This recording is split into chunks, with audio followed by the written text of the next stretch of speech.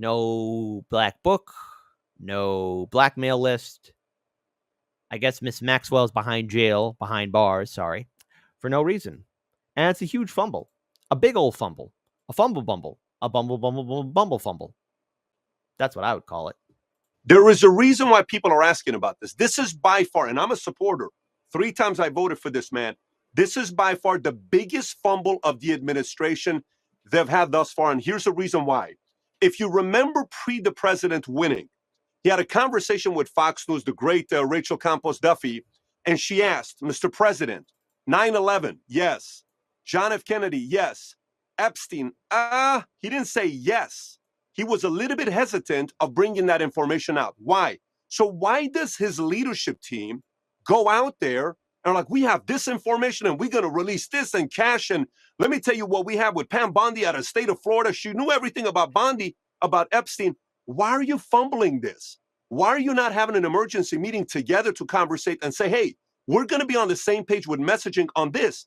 All you have to do is send a message to everybody, say, God, let's have a conference call. Here's what we're going to be saying about this, because this was a very important issue to not 80% of the voters that voted for President Trump, but I think 20% of the voters wanted to know what's going to happen with Epstein, and it's a big letdown. Normally when I come, I give a very positive message. My only suggestion, no more fumbles.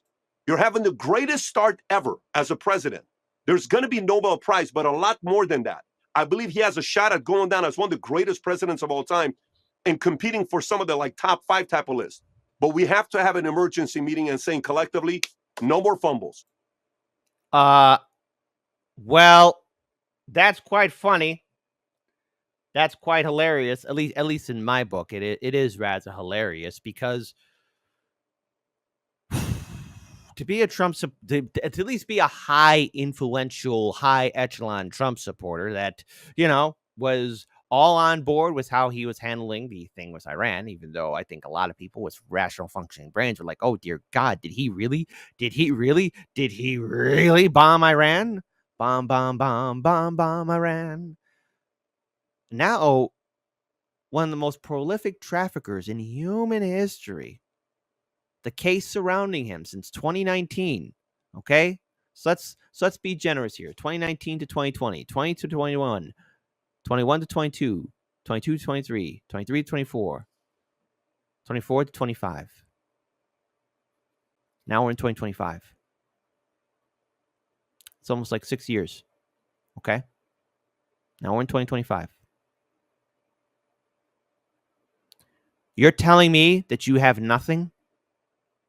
We're having individuals who made so much clout and power and moolah, that's right, for talking about Jeffrey Epstein, and now saying, oh, no, nothing here.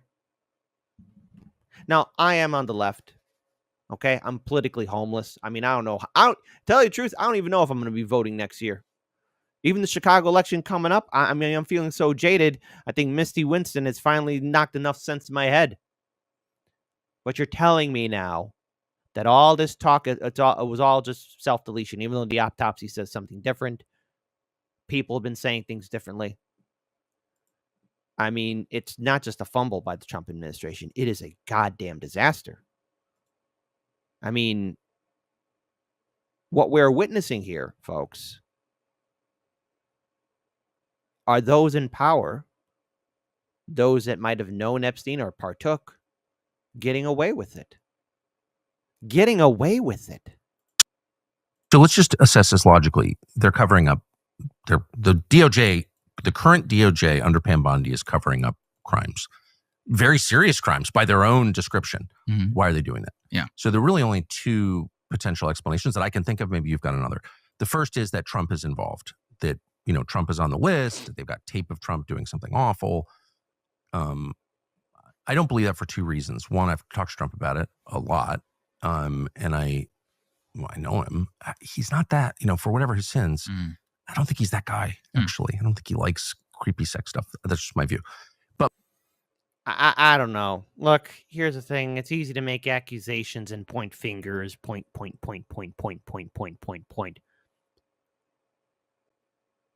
Still, this is his administration. I mean, after 6 years, all the videos on social media on the left and the right, on corporate media, international media, the infamous James O'Keefe leak. I wish I could play it, but I know for a fact we'll get hit with copyright. I know for a fact. Other channels might get lucky. I would love to play Russian roulette, but the thing about Russian roulette is that you never know when that round goes in the chamber. Then kaboom, there you go. Thanos out of existence. But for those who don't know, you'll be able to find it for yourself. But there's a James O'Keefe video that came out many years ago in which ABC News, there was a recording. They didn't know they were live or being recorded at the time, in which you had a reporter saying, hey, yeah, we had all these files. You know, we had all this information about Epstein with the victims and everything else, but they got a phone call from the bosses, from the mouse. Ha-ha, you better stop with this little investigation. Ha-ha. And that's it. No more. No more. And, you know, look, I believe in due process, right? You know, a lot of victims have come forward. All of their stories are very shocking and depressing. They're all very familiar. A guy like me is very disturbed by this because, again, there's one part of the segment that I'm dreading to bring up because I actually forgot about this movie and I forgot about the ending. I forgot about the ending of Eyes Wide Shut. Moreover, but more, I think, convincing is that this is all information that the Biden administration had. And if there was evidence that Trump had been involved in illegal sexual activity, you think the people who made up Russiagate wouldn't have leaked it? Right. Come on now. So the only other explanation that I can think of, again, maybe you've got another, is that intel services are at the very center of this story, U.S. and Israeli, and they're being protected. I think that seems like the most plausible. That's the most obvious. If you have a history of this, there have been multiple documented cases of pedophilia inside of the CIA perpetrated by CIA officers, documented that in many of those cases, I believe over a dozen cases, this was a BuzzFeed news piece years back, where the CIA specifically did not want to prosecute those individuals in federal court for fear that they would reveal sources and methods if they were pulled into open court. And they basically just made it go away. The only time they actually prosecuted somebody for child pornography was whenever he... I want to be clear, that's what they're talking about right now. That's not me who said it, YouTube. This was a video, but it doesn't matter anymore. Already being prosecuted for mishandling classified information. Well, when they want to crush you, they put kiddie porn in your computer. It's why I don't have a computer. Don't own one. Yeah, if you're an important person, you should be careful. No computer in my house. This is an important thing, though, is that we already have documented cases of them covering this up. I believe the CIA Inspector General, I forget the exact quote, but he said something along the lines of, you wouldn't even believe the amount of child porn, that I've seen while I'm on this job. That's nothing to be proud of. Listen, as a kid, when I was dumb, I don't know, maybe naive, because, hey, the kid, when we were young, we see the world. And I remember all these action movies of the CIA doing these secret spy stuff to stop an evil terrorist or a nation that wants to do World War III or some dictator that's going to take over the world with the doomsday device. Instead, Listen.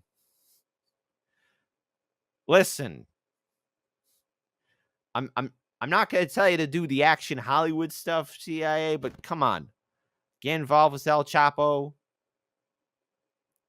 That other gross stuff of young people. I mean, come on. Like, really? Really?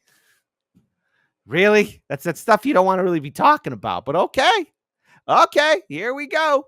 A little bit more here.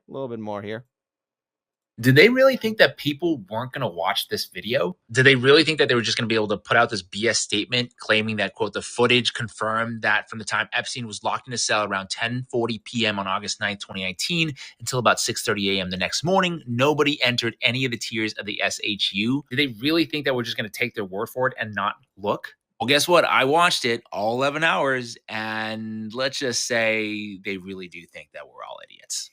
Well, the thing here is that at 12:05 a.m., you can see that in the timestamp, this big dude wearing a hoodie is seen entering this floor. He grabs the bags that are sitting there near the door, presumably linens or something, and then he tosses it out of door 46. He goes out briefly, and then he comes back in. He closes door 46 behind him and then walks down the staircase out of view. Now, a very important thing to note here is that door 46 is the only way to go in and out of this cell block floor. You can see that in the diagram here. Here's another diagram. Each of these cell blocks have 8 cells split into 2 levels, L and M, so 16 total each. You can see from the point of view of the officer's station that Epstein's cell is in the upper L level. But once again, I have to pull up the screenshot to show that that area that we were just looking at is almost completely obstructed from view. You can see maybe the little teeth that is in the staircase going up to the L level. So really anyone could have gone up and down that staircase without being seen by this camera. So the claim that this footage can conclusively prove anything is sort of laughable already, but let's keep going. At 3:15 a.m., a female officer goes out. Again, folks, I just want to just brace yourselves for all this hypocrisy. I have been struggling mentally with overall what we've been witnessing, because, we've all heard the stories of cover-ups from Area 51 to what happened to JFK, RFK, Malcolm X, Martin Luther King. There's been all these conspiracy theories, but it's one thing to see things develop right before you. And for 6 years, the story of Epstein has been garnering a lot of attention on the left and on the right. And I don't know about all of you, but me personally, why is it that I feel, and I could hear in the ether, the screams and the shouts and the lamentations of the victims? It's like, where's the anger? Like, this is wrong here, okay? We've seen the stories all the time about Hollywood, about DC, about the people on top, okay? There does come a point to where you got to put your foot down and say, okay, what's going on? Like, they expect us to believe that this is just fine. It's not fine. This is not fine. This is not okay. We are not okay here with what's being presented before us. You just don't go ahead and start talking about something for 6 years. And this goes for people who really hyped on board and jumped, attacking the Democrats, of course. But hey, Republican lawmakers and major influencers like, hey, it's an Uno reverse card because Jeffrey E., he knew everybody. Everybody. And if he didn't know everybody kind of knew or sort of knew, heard some stories, he's there. Some people were smart enough to keep the distance, others not so much. But how is this okay? I'm going to rewind back a little bit. My apologies. So really anyone could have gone up and down that staircase without being seen by this camera. So the claim that this footage can conclusively prove anything is sort of laughable already, but let's keep going. At 3:15 a.m., a female officer goes out of door 46 and then comes back in at 3:17. And just to remind people again, you cannot see the stairwell that goes up into Jeffrey Epstein's cell block. But what we do know for sure now is that there are people coming and going throughout the night in and out of this floor. Then there's this craziness where 1 full minute of footage is just missing. It goes from 11:58:58 to 12:01:01.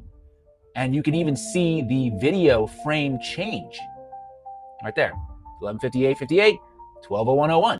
And then something else that's kind of odd here in this moment is that some sort of ending software menu pops up in that upper right-hand corner. Finally, this is near the end of the video, allegedly capturing the moment at around 6:30 a.m. when officers realized that Epstein had quote-unquote killed himself. The footage is sort of blurry, but you can kind of make out that there's a lot of commotion and movement and discussion in the background there. I'm sure they're trying to figure out what the hell is going on. So yeah, they're not even hiding it anymore at this point. This whole thing was a ruse by the Trump administration to pretend that they were taking on the deep state when in fact they are the deep state. So yeah, there's the fumble. Now I want to pull up something else here too. Now this is from Hotspot. So everybody please support Hotspot. Check it out. It's a video that was on the Joe Rogan podcast.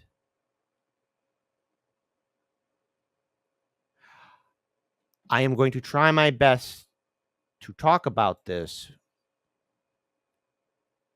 I got to keep my emotions in check. I'm sorry. Maybe I should have kept the story for last. I don't know. I was actually dreading to do this. All right. I was really dreading to do this. All right. So Stanley Kubrick, again, outstanding movie director. A lot of great films under his belt.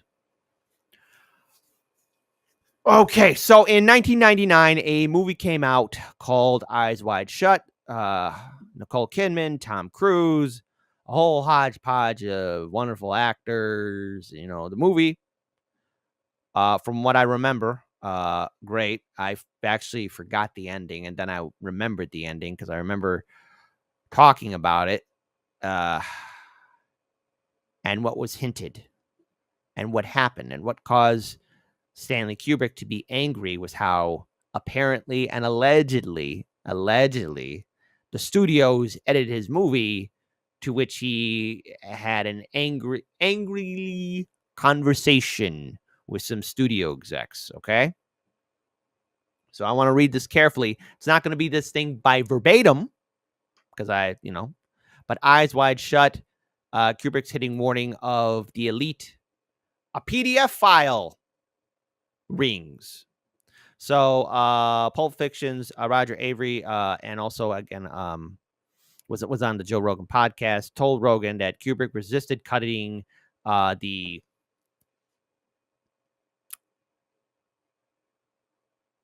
PDF files hint before dying suddenly in 1999.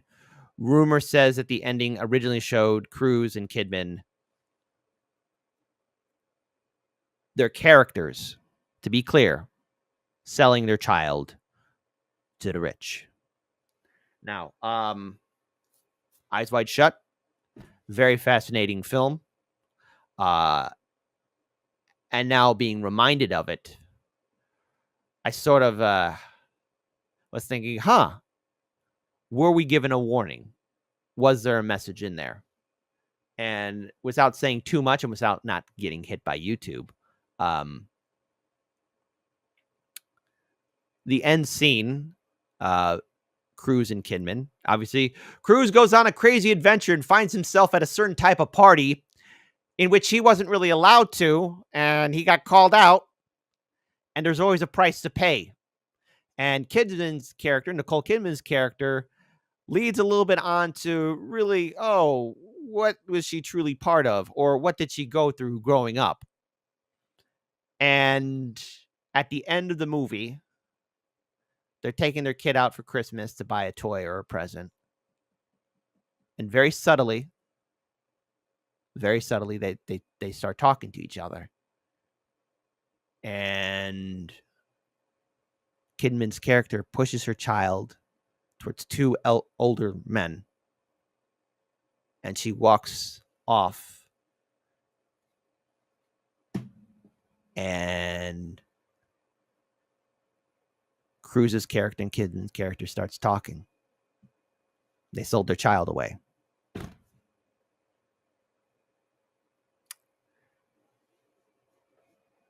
I forgot the ending. So maybe we were given a warning. I don't know. And I can only think, as a kid growing up, maybe all of you always had your parent or guardian maybe holding on to your hand, never get out of sight. But holy cow, it hit me like a ton of bricks.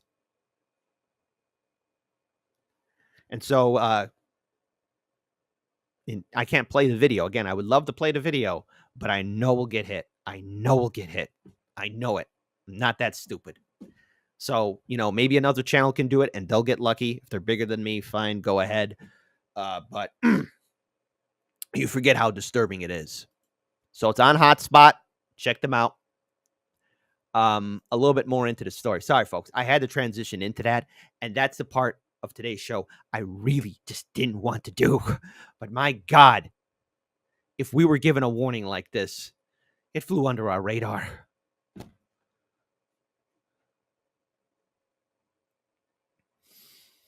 Anyways.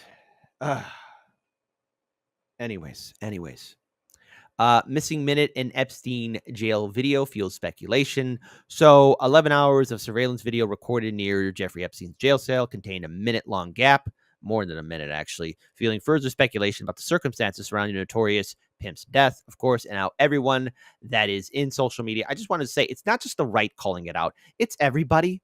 It is everybody across the political spectrum. And whether you're left or right, we need to be speaking out about this. We know that there's villainy in DC, and hell, we know that there's villainy in Hollywood. Now, I do want to play this other video. This was posted by Max Blumenthal, again, award-winning journalist. Hold on. Sometimes I'm getting some messages, and sometimes it looks like, I don't know, like, is Scam Likely calling me? Who's Scam Likely? I think we have a snippet from one of the conversations that I recorded with Epstein, and I think this was in a restaurant in 2017. His people fight each other, Right. and then have outsiders. He sort of poisons the well outside. He will tell 10 people Bannon's a scumbag, and Priest is not doing a good job, and Kelly has a big mouth. What do you think? Jamie Dimon says you're a problem, and I shouldn't keep you. And I spoke to Carl Icahn, and Carl thinks I need a new spokesperson. So Kelly, even though I hired Kellyanne's husband, Kellyanne is just too much of a wild card. And then he tells Bannon, I really want to keep you, but Kellyanne hates you. I have more than dozens. I probably have 100 hours of Epstein talking about the inner workings of the Trump White House and about his long-standing, deep relationship with Donald Trump.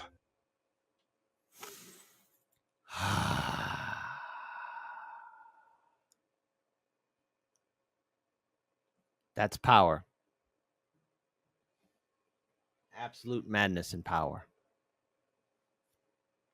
So the takeaway is this. This isn't just a fumble. This is a full-on cover-up, okay? This is what happens when you have a system of authority.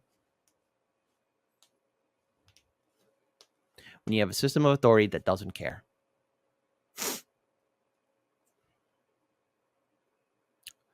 And I don't know what else I can add to this other than to those who made a name for themselves, surrounding themselves with calling out those that are covering up Jeffrey Epstein, all right? Now, look, the Democrats knew him and Republicans knew him. Everyone with power knew him. I know, we all know that these high echelon people like to play these games at which cause, would cause a normal person to be sick to their stomach. And Jeffrey knew a lot of people. And were we given a warning by Stanley Kubrick? Maybe yes, maybe no. I don't know. Is this the big fumble? Was there a message in that movie? The more I think about it now, the more I have to say, yeah, there was. That ending, I forgot. But what hurts more is that promises were made and they were not kept. What hurts more is that there is no justice. What hurts more is while Eyes Wide Shut is a movie, that scene has happened. That has happened. And there's no there's no one there to stop it. And I remember saying this on the Post-Duopoly show, that there's probably some scumbag waiting in wings to be the next inheritor of some kind of system like that. So it's up to us as people to say, this is not right. This isn't good. this is unjust. So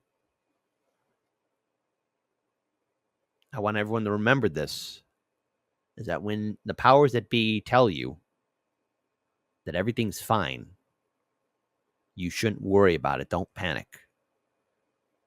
Disregard. Just remember, this isn't the first time you were lied to.